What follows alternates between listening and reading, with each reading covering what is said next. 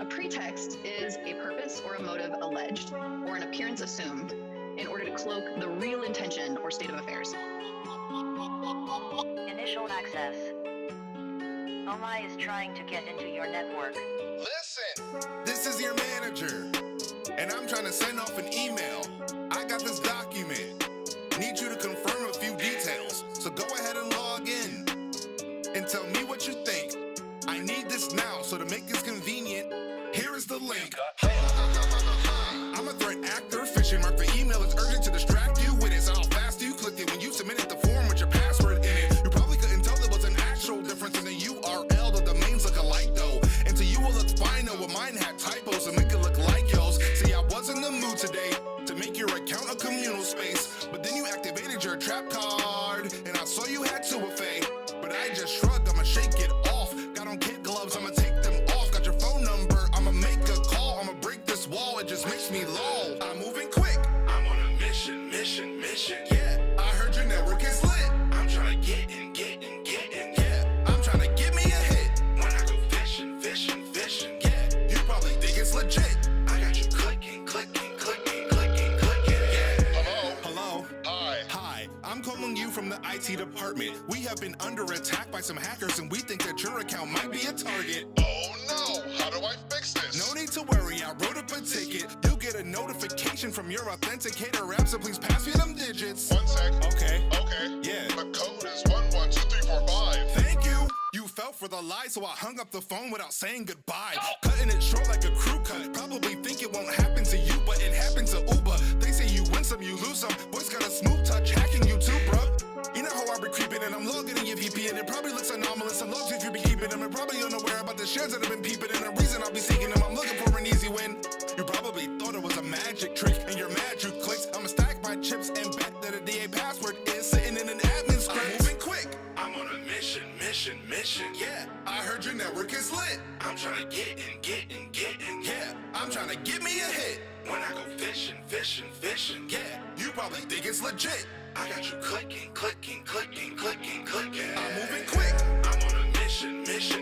Yeah, I heard your network is lit. I'm trying to get in. Yeah, I'm trying to get me a hit. When I go fishing.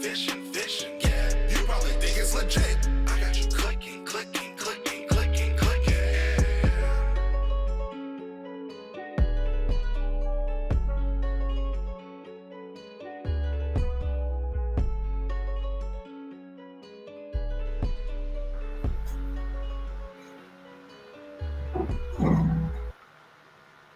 Hello, everyone. Hello, and welcome to another episode of the Generative AI in Azure Study Series.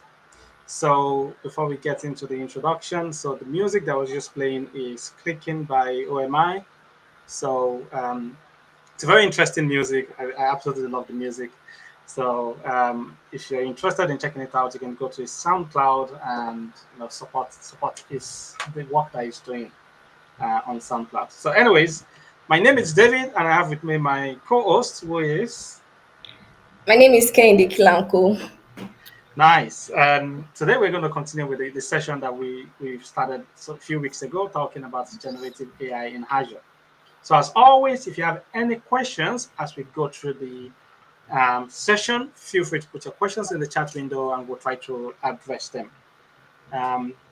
So many weeks ago, Kenny, when we started the series, we started by talking about how people can leverage AI that's built into Azure services, right? Talked about things like Azure Copilot, so where you have generative AI capabilities built into Azure services. And we started there, and then we moved into Visual Studio Code with GitHub Copilot, how people can leverage Visual Studio Code with GitHub Copilot with the Azure capabilities that it supports. So we talked about that. And then finally, we arrived at where we started talking about how we can start building our own custom agents in Azure. So last week, we said there are 3 approaches that we can take if we want to build AI agents in Azure. So I'll remember to share my screen this time. Can you remember last week I was talking, my screen wasn't shared. So let me go to Make sure I have my screen shared correctly this time.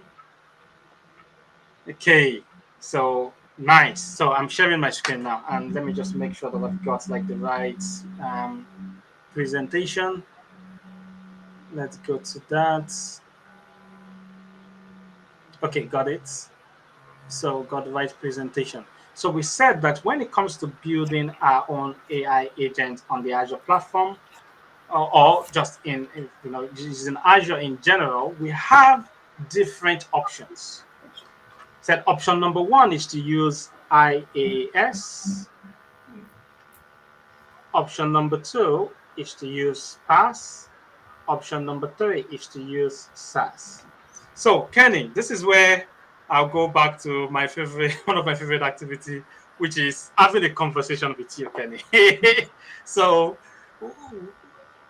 when do I use? I mean, if I'm thinking, when do I use which option? Like, when do I use, the IaaS option, or what's the difference between the IaaS option and the PaaS option and the SaaS option when I want to build agents? What's the difference between that? When do I use one versus the other? Okay, for as you are building everything yourself from scratch, like everything is on Nice. you. For Hmm. pass, the platform has already been created. You just come on there to customize and build. Why for SaaS, like everything has been done already, just ready made. Yeah, I absolutely love those descriptions, Kenny. So absolutely love that. So when you talk about like IaaS infrastructure as a service, essentially you come to Microsoft in Azure and you say, "Can I rent a virtual machine from you?" Microsoft gives you a virtual machine. Now, you can now take the virtual machine that they give to you. You can now install whatever framework that you want to use. You can install whatever framework that you want to use on that virtual machine. So, for example, we have popular agent frameworks like LangChain. LangChain is a popular agent framework, right? So it's used for building LLM powered agents. So you can chain prompts together, you can manage memory, you can connect to data sources. So, but it's a framework that you can install and you can use on a virtual machine. We have another one that's also very popular, which you may have heard about, called the semantic kernel. Semantic kernel is actually a Microsoft built framework. So semantic kernel is an open source SDK by Microsoft. We can use it to integrate AI into our applications, right? So we have semantic kernel, we have AutoGen, we have Llama Index. All of these are frameworks that we can deploy by ourselves, and then we can use them to build AI agents. And like from to what you said, Kenny, we can use to build from scratch. So essentially, we can decide, how we want to build that. And remember that, like the last time we gave an example of, you go to the market, you can go buy the raw food by yourself and create whatever you want, right? When you take the raw food back home. And I absolutely love your description of the second option, Kenny, right? You put it perfectly. It's customize and build. You don't need to go get all the agents. Okay, they're shipping to you. Like you give the example of like some of these bakery options where they package the flour, the package like the different ingredients. You don't have to go to the market to buy them yourself. They package the ingredient, they send that over to you. All you need to do is mix them and create the cake that you want. Now you can decide to say, I'm not going to use all the sugar that you gave to me.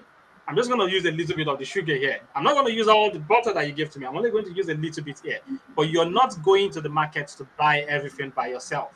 You're not deciding, am I going to use semantic kernel or LangChain, or am I going to use Llama Index? That's not yours to. That's not ours to think about.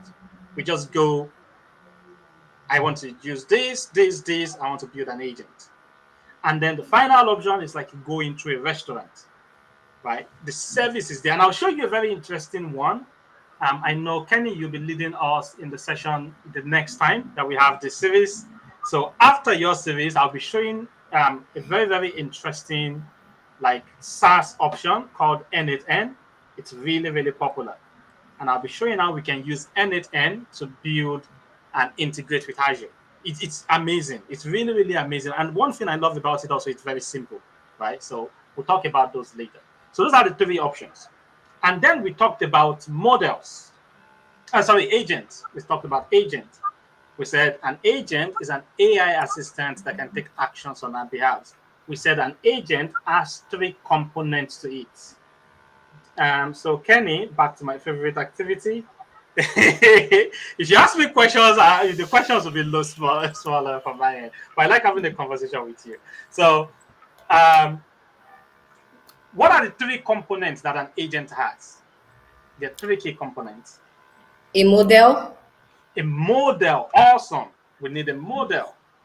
then tools, Tools, awesome. I love that. We have then tools, instructions. then instructions. Excellent, excellent, Kenny. I absolutely love that. So we have the model, we have the tools, and we have instructions. The instructions are very important because that gives the agent information about what it's going to be doing. The tools allows the agent to retrieve knowledge or to take actions in different services. And the model, what's the model for? The model, it creates the Yeah, plan. excellent. You can use the model to create. So the model takes the user instructions, creates the plan, and says, "Here is what I'm going to do," and then it goes to its tool set and says, "I have all of these tools. Which tool will I use for step number one in this plan? Which knowledge will I need for step number two? Which tool will I need for step number three?" We don't have to code anything. We don't have to program anything. The agent itself creates a plan and decides which tools to use and begins to call those tools to take certain actions. Awesome. I absolutely love that, Kenny.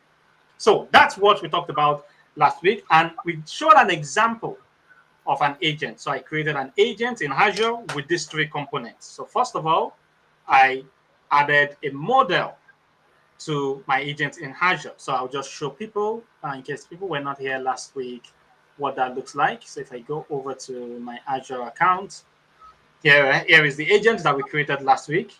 So what I did was I first of all went under in Azure AI Foundry, I went under models and endpoints, and I deployed a model. I deployed a GPT 4.40 model. So I deployed the model.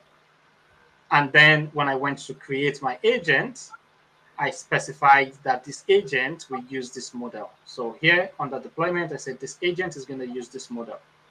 So after that, the next thing that I added was I added instructions to the agent. And one of the things that we mentioned last week, so here are the instructions. Right after the model, we have instructions. And I'll just copy the instructions and I'll paste them into Notepad very quickly. We said the instructions has to be very, very clear. And this is the example instructions that we used last week. Last 2 weeks, where we said, hey, you're an agent. When a user opens a new thread, immediately greet the user. You're going to ask the user for the following four information.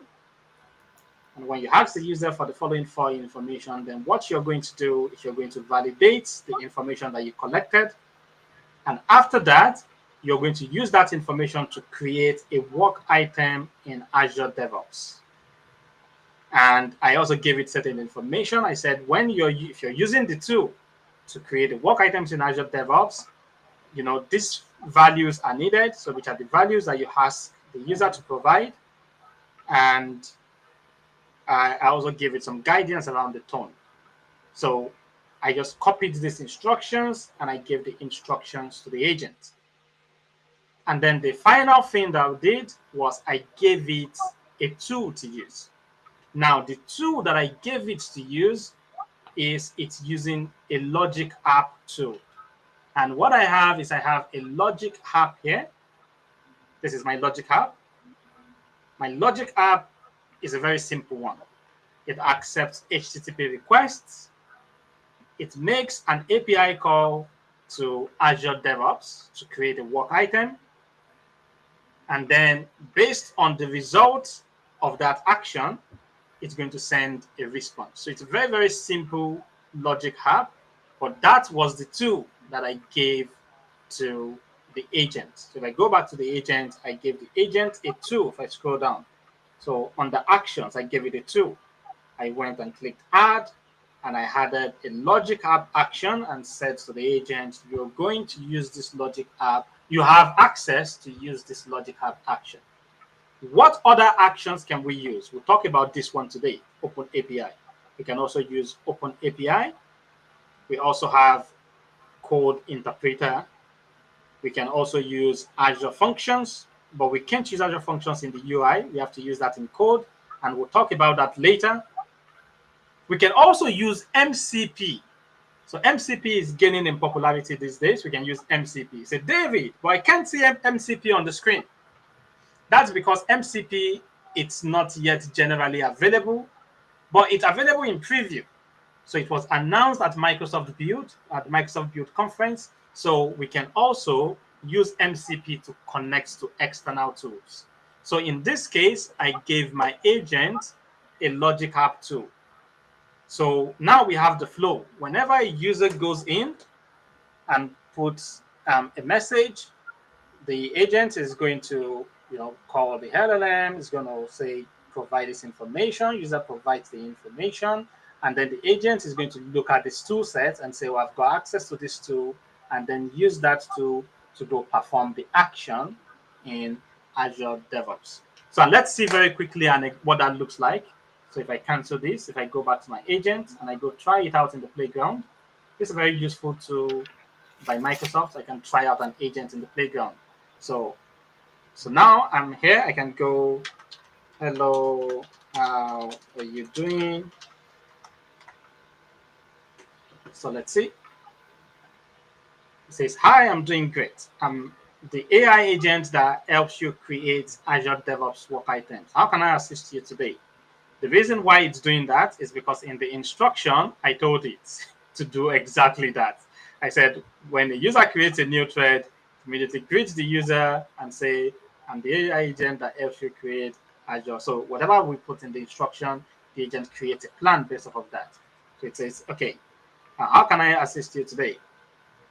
Want to create a new ticket. And there's nothing, I'm not coding anything here. And it says, okay, great. If you want to create a ticket, I need to collect some information from you. And it's asking for 4 pieces of information. It says title, description, priority, assigned to.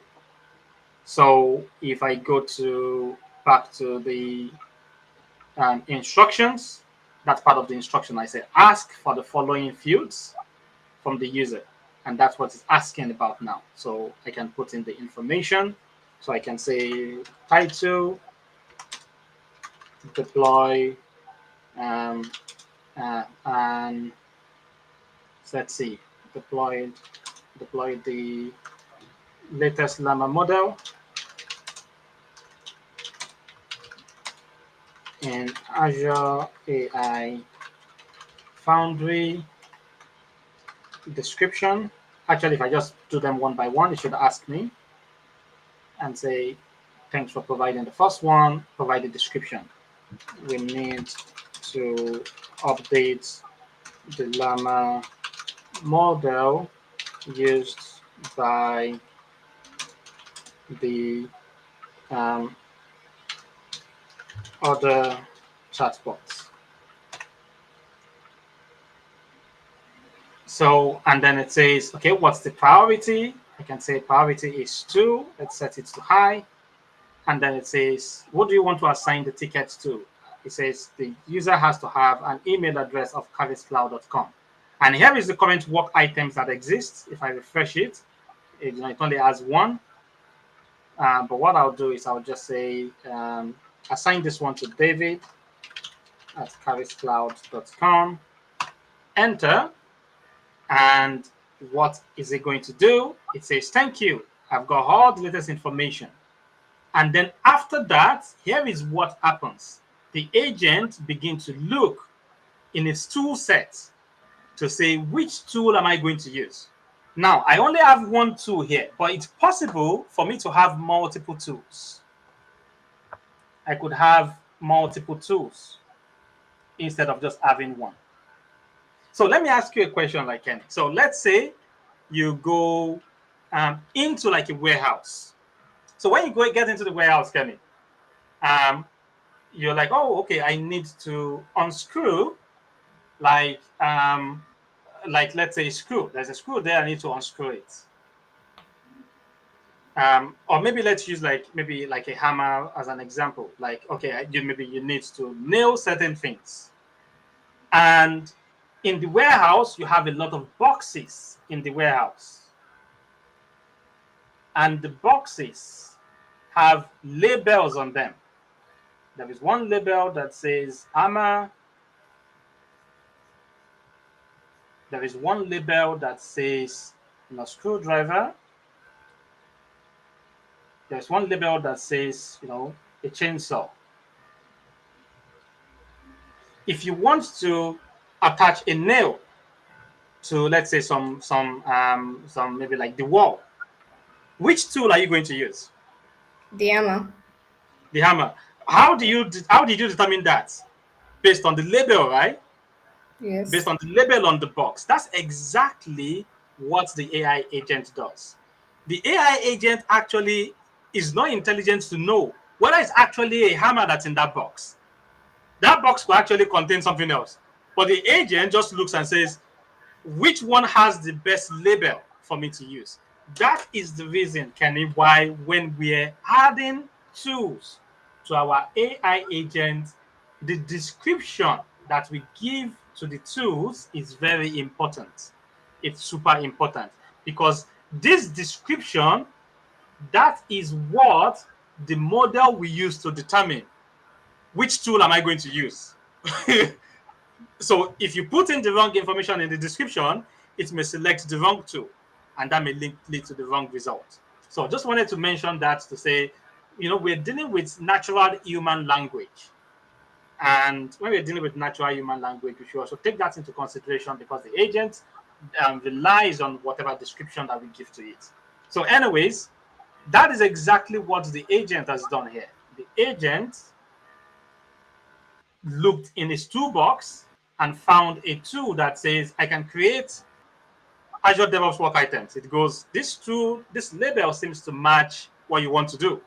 So the agent uses that tool and then it makes the call and then it says it was successfully created. So let's go verify. If I go back here, if I refresh the screen,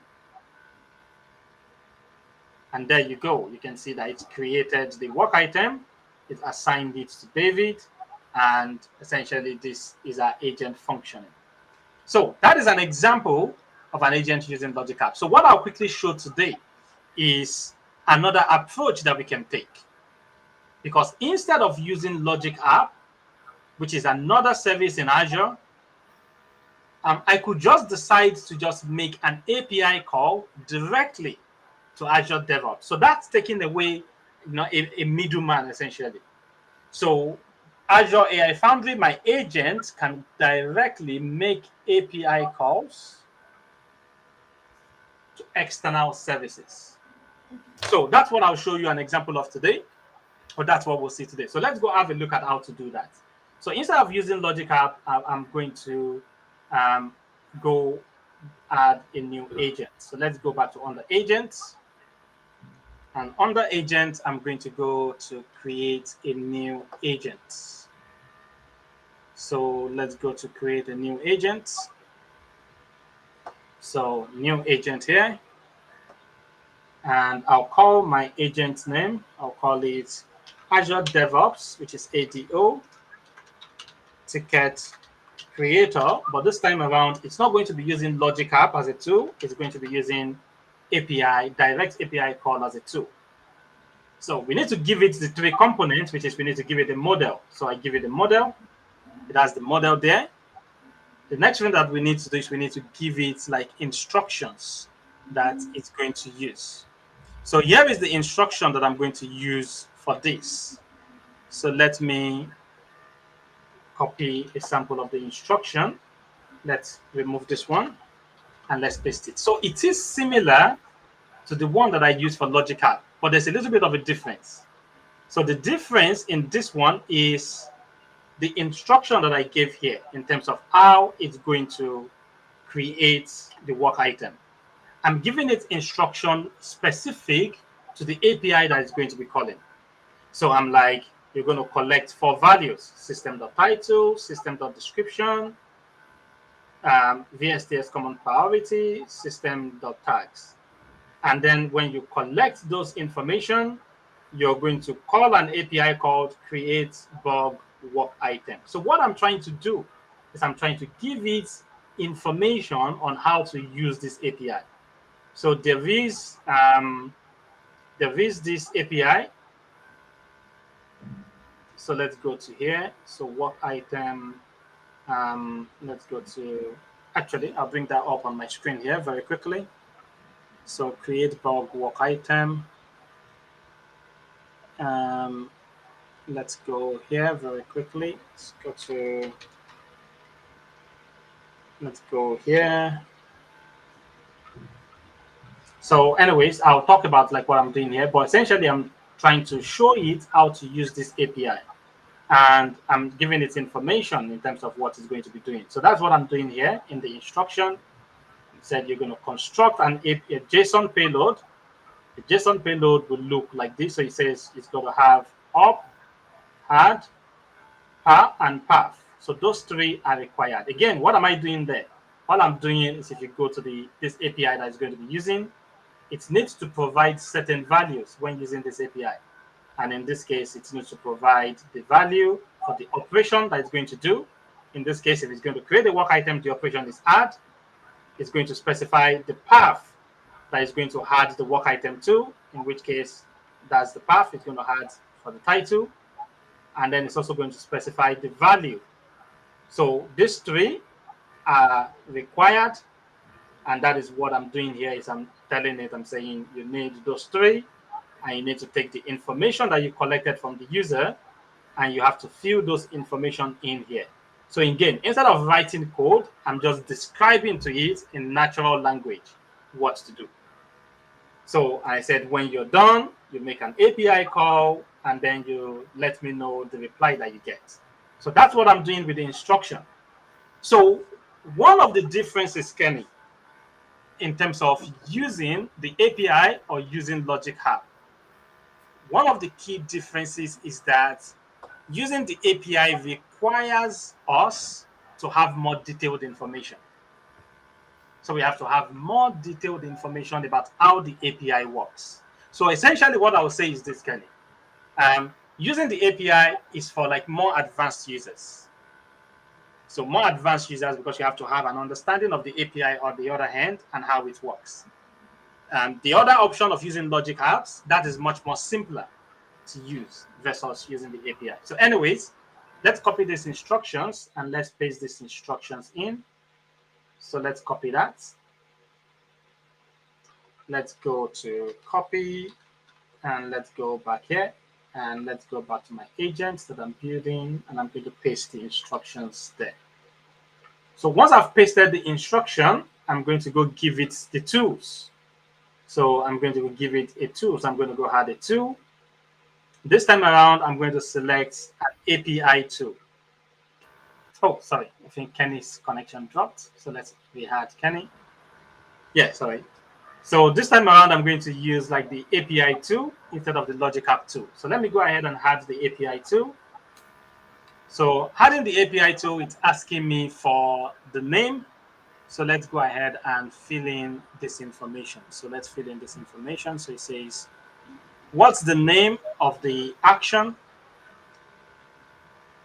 So let's go to add this information. So I will need to pause and go back here. So I give it a name. It says, what's the description? So the description again has to be very clear. This is like the label on the box. So whatever we put here has to be very clear. So I put in a description and it says, this tool can create a new bug work item by making a post request to Azure DevOps work item REST endpoint. So I give it a clear label. So let's see. So if I go to next. So this is the part that I'll need to come back to because it says, does your The API endpoint, on the other hand, doesn't need authentication. Some API endpoints don't need authentication. In this case, you can specify anonymous. But in this case, my API endpoint, on the other hand, needs authentication. So I'll need to come back to this place. So what I'll do is I'll go to Azure DevOps. I'll go create a token that the agent can use to authenticate. So I'll create a new token. I'll call it AI Foundry Agent Token. And I'll give it permissions to read and write work items, so that is sufficient. And I'll go ahead and I'll create it. So I'll copy this because I'll be using this information. So I'll copy that information. So one thing about this information also is that I need to convert this to a base 64. That is just how Azure DevOps works. So that's the reason why I said you have to have a solid understanding of the API on the other hand if you're going to be using this option. So this option is a little bit more advanced. But what I'm going to do is I'm going to create a base 64. I'm going to create a base 64 token off of this part. So what I'm going to do is I'm going to add this information. So I'm going to take the token. I'm going to put the token here. So just creating a variable called part. And then I'm going to generate a base 64 of that token. And I'm going to make a note of the base 64 of the token. So because that's what I'm going to be using. So I'm going to copy this. I'm going to go to Azure Cloud Shell. And I'm just going to run this. And there is the closing. Yeah, there we go. And I'll copy this because I'll need this information for my agent. So now I have the token that the agent can use to authenticate. So where am I going to add the token? I'm going to go back to Azure AI Foundry. And in Azure AI Foundry, I'll cancel out of this one. And what I'm going to do is I'm going to go to the Management Center. And in the Management Center, I'm under the project. I'm going to click on Connected Resources. And I'm going to create a new connection. So the new connection, you can create a connection for other different services. But in this case, the connection that I'll be using is order. So I'll say I want to create an order resource type. And I'm going to specify I want to add a custom key to this. So I'm adding a custom key. It says what's the custom key that I want to add. So in Azure DevOps, again, this is the reason why when you're using this option, you have to have a good understanding of the API that you're calling. Azure DevOps, if you want to authenticate to the API, and by the way, all of those are in Azure DevOps documentation. If you look at the API documentation, you see that information there. But if you want to authenticate, you need to specify an HTTP header that has authorization. Authorization. So authorization, and the authorization header needs to contain the value for the token, the base 64 of the token here. So I'll put this here. So because this is a secret, I don't want it exposed when people are accessing it. So I can specify it is a secret. And then I can give it a connection name. So I'll give it a connection name now. I'll say this is my Azure DevOps connection custom. And I'll add this connection. So this is like the token that my agent can use to make API calls to Azure DevOps. So I've just added that as a custom connection. And then once I've added that, let's go back to the agents and let's go to add that to our agent. So I'll go back to my projects. I'll go back to agents. And I created the agent area. So this is Azure DevOps Ticket Creator API. So I'll select the agent again. And I'll go to the tools where I was adding the tool. So I'll go to add the tool. I'll specify that I want to add an open API tool. So one of the things that I've seen here actually is that I may need to refresh the screen. So let's refresh the screen. Let's refresh the screen so that you can detect the new connection that I added. So let's select it again. And let's go to on the actions add. API action. So let's quickly fill in this information like I did before. So I'll just quickly fill in this information. So name, Azure DevOps Work Item Create API. The description, this is like the label on the box. And then next, and then for the authentication method, I select connection and I go to select the connection name that I created just now, Azure DevOps Connection. So that's the authentication that it's going to use. So then the next one that's asking me is that, okay, I'm going to make a call to the API on the other hand. What does the API schema look like? So again, this is where having a good understanding of the API of the endpoint becomes important, because what I need to do is I need to give it a sample of what the API looks like. So instead of using this one, I have a custom one here. I'm just going to copy that and I'm going to paste this. Yeah, so I'm going to give it an example schema to say when you're calling the API, this is the format that the other endpoint supports. I put in the URL for my organization and my project, David Okel, the demo, and the project name, and I give it an example. And this is where I say if you want to authenticate, you're going to authenticate using HTTP header code authorization that's part of this connection. So once I've done that, I can go ahead and I can say next, and I can go to create the tool. And now I have a tool created. It's not using Logic Apps. This time around, the tool is using direct API call. So here's what we've done so far, Kenny. What we've done so far is we've created an agent. I added a model to the agent. I gave it clear instructions on what it's going to do. And then I added an open API tool. And the open API tool, it's using the Azure DevOps token, part token to authenticate to that. So now let's go test out our agent. So I'm going to go to the agent. I'm going to have a conversation with the agent, and I'll see if the agent is able to use this tool. It's able to use this tool to create a work item for me in Azure DevOps. Let's go check that out. So let's go back. And let's go to this agent, and I'm going to go to try out in the playground. So let's go to try it out. So far, how many tickets do we have? How many work items do we have in Azure DevOps? We have 2. So let's go create a third one using this other agent, the one using the API. So let's go, hello agent.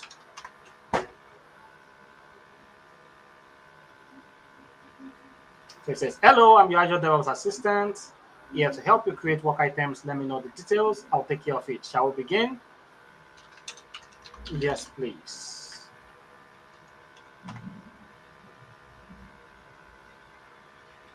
So it says, give me a title. So say,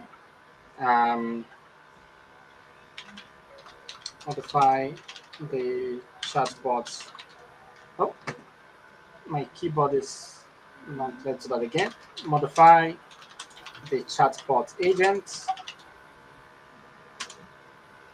to use the new Llama model.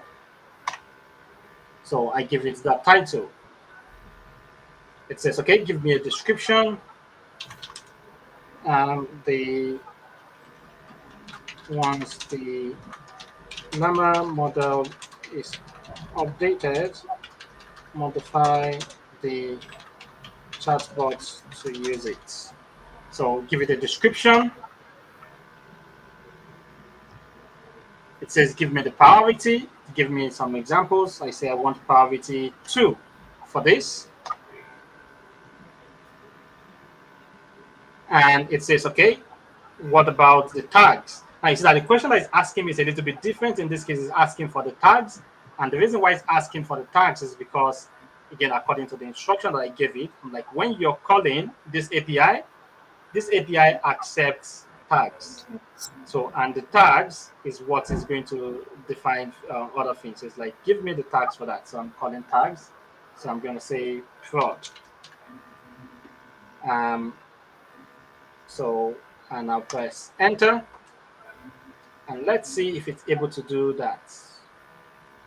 So it's looking at it too, and look at that. It says, "Hey, David, there you go. I've created a work item. The number is number 11, and it even gave me a link that I can use to go access the ticket that I just created." So the reason for that is because if you go back to the instructions, I gave it that instruction that says when the API call succeeds, reply with work item and put the ID of the work item, and then say to the user, you can view the work item at the URL of the work item. So what that means is that the agent was able to successfully make a direct API call to Azure DevOps. It's no longer using a logic app as a middleman. It's making a direct API call now. So let's go test that out. So I'll click on the link. I'll see if it takes me to a ticket. And there you go. It created a new ticket for me. And that ticket is indeed number 11. And if I go back and refresh this one, I should see my new session. I can see now that I've got my new work item there created. So that's an example of how we can do that using the APIs. Now, any questions that comes to mind, Kenny, on this? Does it make sense? Yes, it does. I have one question though.